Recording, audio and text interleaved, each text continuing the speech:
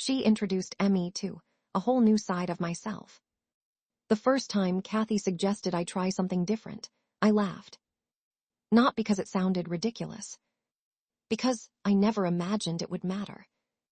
At the time, Kathy and I had been dating for almost a year. We were both fresh out of college, trying to build our lives and enjoy our freedom before adulthood became too serious. One thing we always loved doing together was shopping. Most guys I knew hated it. I didn't. I liked walking through stores with Kathy, looking at different styles, discussing colors, and learning why certain outfits worked better than others. Fashion wasn't just something she cared about. It fascinated me too. At first, I kept that interest to myself. But Kathy noticed. She always noticed. One evening, while we were relaxing at her apartment, she handed me a silky sleep shirt and smiled. "Just try it."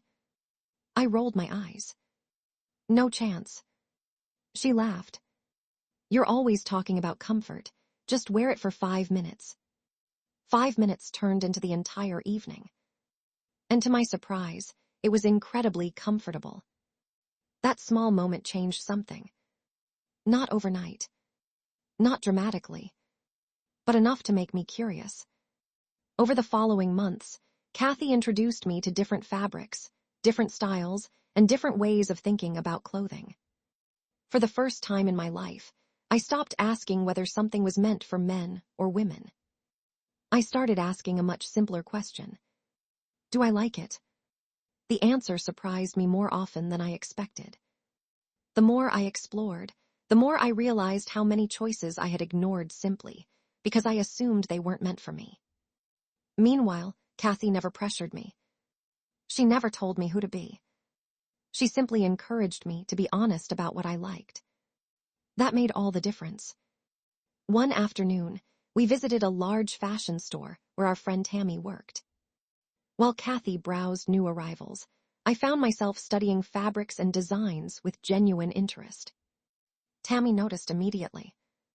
Instead of teasing me, she started talking about fashion like it was an art form. The conversation lasted nearly an hour. By the end of it, I felt strangely confident. For the first time, I wasn't worried about what people might think. I was enjoying myself. As the weeks passed, small changes started appearing in my wardrobe. Nothing dramatic. Just choices that felt more authentic. And surprisingly, nobody reacted the way I had feared. My sister Kim noticed first. One day she looked at me and smiled. "You seem happier lately." That was it. No judgment. No criticism. Just an observation. And she was right. I was happier. Because for the first time, I was making choices for myself, instead of trying to satisfy expectations that never really belonged to me. Months later, Kathy invited me shopping with a group of friends. One of them was Paul. Paul treated fashion like creativity instead of rules. He wore whatever he liked and never apologized for it. Watching him was eye-opening. He seemed completely free. And I realized how much time I had wasted worrying about strangers who probably weren't thinking about me at all. Then something unexpected happened. Kathy handed me an outfit. "Only if you want to," she said. No pressure. No expectations. Just an option. I stared at it for several seconds before finally taking it into the fitting room. Standing in front of the mirror, I expected to feel awkward. Instead, I felt something else. Relief. Not because I looked different, but because I looked like a version of myself I had never allowed to exist before.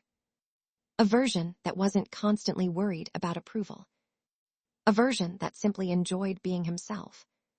When I stepped out, my friends smiled. Not because of what I was wearing, but because they could see the confidence on my face. For the rest of that day, I felt lighter than I had in years. And that feeling stayed with me. Over time, my style continued evolving. Some choices stayed. Others didn't. But that was okay. The important thing was that every decision was mine. Nobody was deciding for me anymore. Looking back now, I understand something I didn't understand back then.